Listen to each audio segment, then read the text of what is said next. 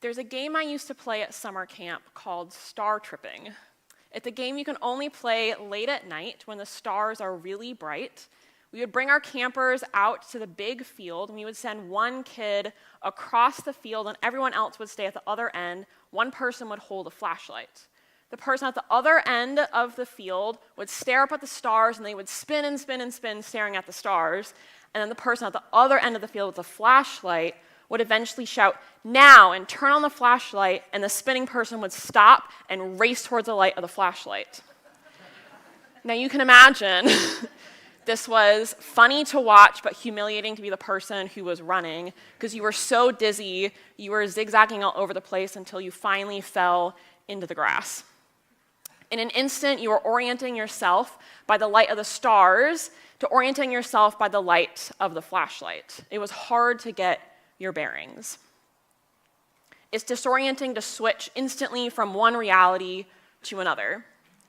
I was thinking about this dizzying game as I thought about the disciples on the road to Emmaus, because I wonder if they maybe felt a little like they had gone star tripping. They were disoriented because what they had expected to happen had not happened. They were living in the reality of the resurrection, but they couldn't quite get their bearings in this new reality yet. This story comes immediately after the women had gone to the tomb and the angels had said that Jesus had risen. But nobody had believed the women, and all they knew was that Jesus' body was missing. The resurrection didn't quite seem real to them yet. After everything they had hoped for was shattered, their teacher and friend had just been killed. Maybe Jesus was actually alive? What were they supposed to do now? So as these disciples are processing this dizzying experience and trying to get their bearings again, the risen Jesus himself comes and walks alongside them, revealing the truth of who he really is and orienting them to this new reality of the resurrection. I want us to reflect on their journey together and how Jesus helps orient them to the reality of the resurrection, so that by the end of the story, these disciples are headed back to Jerusalem with the good news of the resurrection. So let's walk through their story together. First, Jesus is their companion in their disorientation. These disciples are headed home. They're leaving Jerusalem. We don't really know anything about these disciples or how long they had been following Jesus, only that one of them is named Cleopas. Presumably the other disciple is someone from his household, possibly his wife or one of his children. Luke says they're talking about everything they had just witnessed and experienced. I picture them talking and going over every moment, trying to make sense of what had just happened. They had been following Jesus for a while. This was an intense experience that they had probably devoted months, maybe years of their life to. I picture them being a little like my brothers and I coming home at the end of summer camp every summer, overtired, still hyped up on the adrenaline, adjusting to being back in our old realities, reminiscing about the stories of what had been our whole world for months. Like, remember the time we went star tripping? I picture these disciples reminiscing about everything they remember Jesus saying and doing. Remember when he miraculously fed 5,000 people? Remember when we celebrated Passover and he said the bread was his body? Remember when Peter had said Jesus was God's Messiah? Remember how hopeful we were when Jesus had entered Jerusalem? And then slowly they moved to recounting the horrible events of the past week. Remember when he was arrested? Remember when he carried his cross? Remember when we all fled? Remember when he was killed? What had gone wrong? What did this all mean? They had thought he was going to be the one to liberate their people and free them from the oppression of Rome.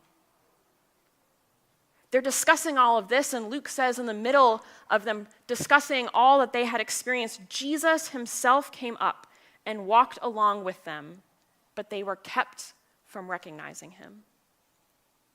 I find this so incredible. The disciples are in the middle of processing their grief, their disappointment, the traumatic ending of all they had hoped for, all they hoped Jesus would be. And Jesus himself comes and walks alongside them. And yet he's not like, surprise, guys, it's me. Just kidding, I'm right here. No reason to be sad. They are kept from recognizing him. It could be indicating that God withheld their ability to recognize Jesus. Could also mean that they didn't believe quite what they saw. They know that Jesus died, so it makes sense that they wouldn't think it was him. If any of us saw a loved one we knew had died walking down the street, we wouldn't even question if it was them. But either way, the disciples don't know that their traveling companion is Jesus until the moment Jesus chooses to reveal himself. First, Jesus listens to them tell their story. He's their companion in their grief, in their sorrow, in their disappointment, in their disorientation. Luke says their faces are downcast. They're devastated. Are you the only one who hasn't heard what happened? Ironically, Jesus is the only one who does know fully the meaning of what has happened. But Jesus prompts them to explain anyhow. And Cleopas goes on to tell their traveling companion about this Jesus from Nazareth they had been following and everything that had taken place. Cleopas says, we had hoped he was the one who was going to redeem Israel. Oof. We had hoped he was the one. We had hoped. I get a catch in my throat every time I read that verse. What an honest and raw statement of lament, of disorientation. We had hoped. How many of us have uttered that lament before? We had hoped. We had hoped things would turn out differently. We had hoped this year would be better, that this relationship had worked out for healing. We had hoped following Jesus wouldn't be so complicated or cost us so much. We had hoped God would answer our prayers in the way we wanted. We had hoped. Theologian Justo Gonzalez writes, apparently these disciples are sad, not just because Jesus had died, but also because he had not met their expectations. They were expecting a political liberation for Jesus to overthrow Rome, and they got the crucified Lamb of God instead. They had put all their hope in things turning out a certain way, and things had not gone that way. I wonder, what are your expectations of Jesus? What have you hoped for? If you've ever uttered this lament or had unmet expectations like these disciples, Jesus is your companion in your disorientation. Spiritual writer Sarah Bessey says, right on the road, in the middle of our despair, in the dust of disappointment, perhaps we are walking with Jesus in ways we can't even recognize yet. Jesus is their companion in their disorientation. And then secondly, Jesus helps them make meaning in light of God's story. Only after Jesus has listened to the disciples explain their disappointments and shattered hopes does Jesus take on a bit of a different role in the story. He says to them, how foolish you are and how slow to believe all the prophets have spoken. Did not the Messiah have to suffer these things and then enter his glory? And beginning with Moses and all the prophets, he explained to them what was said in all the scriptures concerning himself. During one of our confirmation classes this year, we talked about how tone of voice changes how we interpret the meaning of what we're reading. That day we were talking about the story of young Jesus being left in the temple. And as when his mother finds him, Jesus says, why were you searching for me? As a class with 7th 8th and 9th graders, we imagine the tone of voice that teenage Jesus had as he was speaking to his mother here. Was he sarcastic? Was he annoyed? Was he relieved? Was he compassionate? We made a long list and then we took turns reading the story using different tones of voice for Jesus' response to his mother there. And then we discussed how that different tone of voice impacted how we imagine this exchange between Jesus and his mother. I wonder if we could benefit from doing that same sort of exercise here with Jesus' reply. What tone of voice do we imagine him using when he says, "How foolish you are and how slow to believe"? Is he annoyed? Is he condescending? Is he compassionate? On one hand, there have been multiple predictions. Jane read us a couple of them from the Old Testament prophets, but also from Jesus himself about what was going to happen, about who Jesus was. In Luke 18, Jesus had told the disciples, "We are going to Jerusalem, and everything that is written by the prophets about the Son of Man will be fulfilled. He will be delivered over to the Gentiles. They will mock him, insult him, and spit on him. They will flog him and kill him. On the third day, he will rise again." How can they be so disappointed when Jesus told them exactly what was going to happen?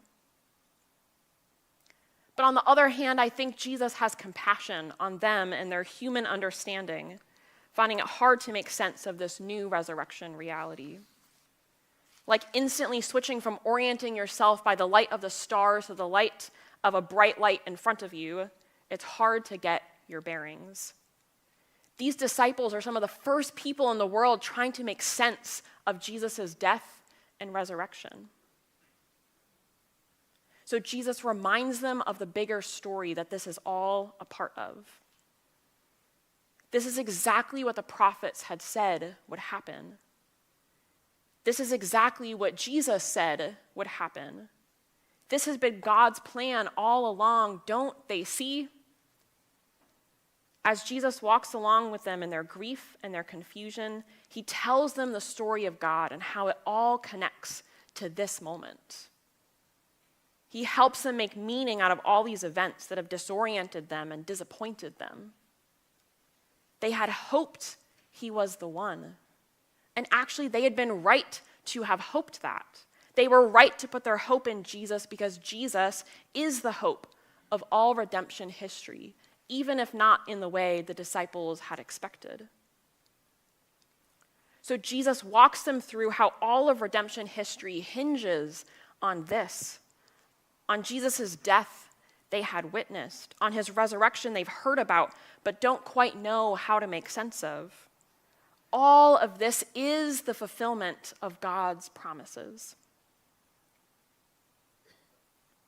So Jesus has been their companion in their disorientation. He has helped them make meaning in light of God's story. And then just when it seems like Jesus is about to part ways with them, Jesus helps orient them again to the reality of the resurrection. So third, Jesus reveals himself through the sign he had given them. As they near the end of their journey, before they part ways, the disciples invite this stranger to come stay with them at their house. The word here for to stay is the same word that we also translate as abide. Now, I don't want to read too much into this. In one sense, I think it is just these disciples being hospitable to a companion who's been on the road with them. It follows Jesus' command to welcome the stranger, because what you do for the least of these, you have done for Jesus himself. Even in their disappointment and disorientation, they are doing all they can to follow the ways of the kingdom of God, just as Jesus had taught them. But in another sense, later in the passage, the disciples say their hearts were burning within them as Jesus was walking with them. I think their hearts recognized Jesus with them before their minds could fully comprehend it. Their friend who they thought had died was with them again, And as he's about to keep walking down the road, they strongly urge him, practically beg him to stay with them, to abide with them. The theme of abiding is more prominent in John's gospel, but throughout the gospels, it carries a sense of enduring presence. It's not just stopping by, but remaining. Some part of them, I think, recognizes that this is Jesus, their hope alive, and they don't want to part with him. Stay with us, remain with us, abide with us.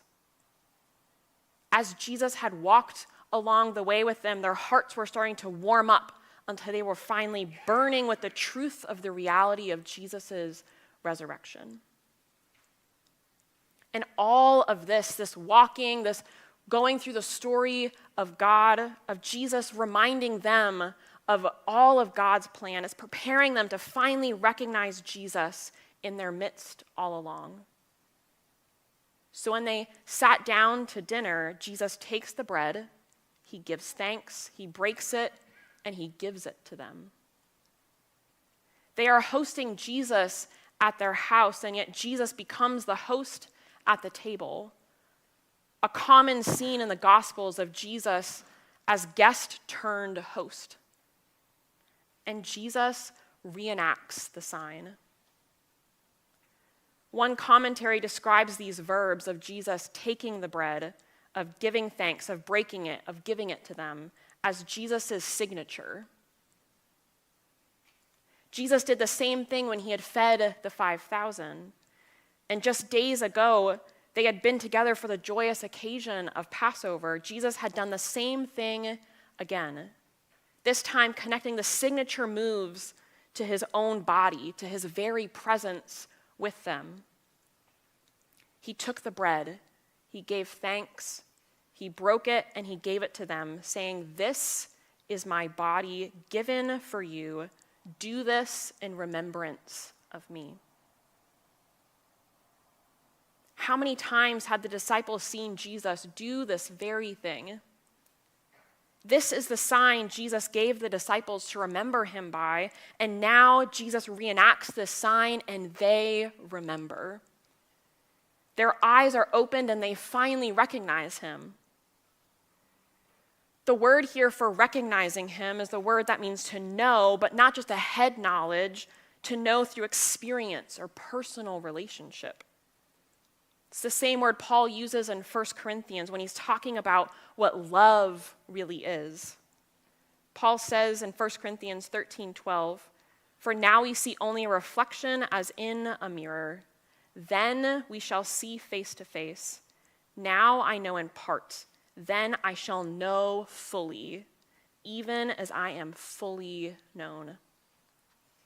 It's the same word as fully known in these verses. Like switching from orienting yourself from staring up at the stars to instantly orienting yourself to the light. They are transported into this reality of the resurrection. I missed pages.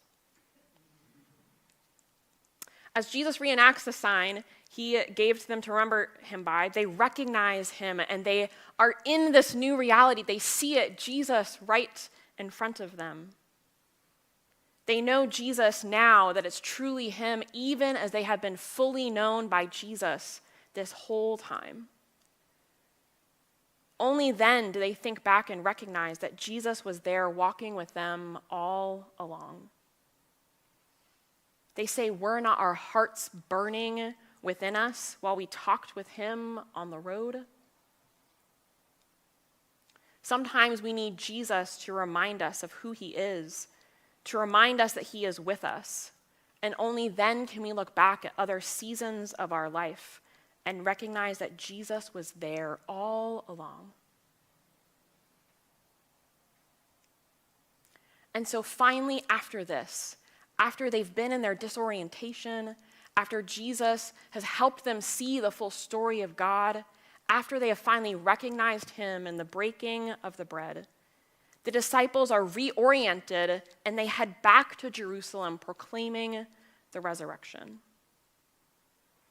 At the beginning of the story, Luke says these disciples were leaving Jerusalem. They're going in the opposite direction of the rest of Luke's gospel.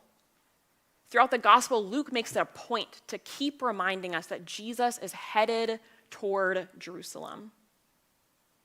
Everything centers on the events that take place in Jerusalem. But these disciples had been walking away from the place Jesus had been headed for the entire story. What had happened in Jerusalem is not what they had expected or what they had signed up for, so they were headed home. But now they know, and now it all makes sense. Now they have recognized Jesus. He has explained to them the scriptures. This was all part of God's plan. This is not something they can sleep on. Originally, they were stopping for the night because it was getting late, but now they immediately return to Jerusalem to tell the other disciples. It's true, the Lord is risen. While they left Jerusalem disoriented, grieving, hopeless, they returned to Jerusalem in a hurry with joy and the best possible news to share. They recognized that Jesus had been walking with them, and they needed to tell the others who were probably still back in the place of we had hoped he was the one. They were still in a place probably of disorientation, of trying to make sense of all that had happened. They needed the testimony of the ones who had been walking with Jesus and recognized him to proclaim the good news to them. And only then do we find out that Jesus had also appeared to Peter. The whole community is strengthened in their faith by the testimonies of those who have seen the Lord. I wonder, do you have a testimony of how Jesus has been walking with you? Who needs to hear that testimony?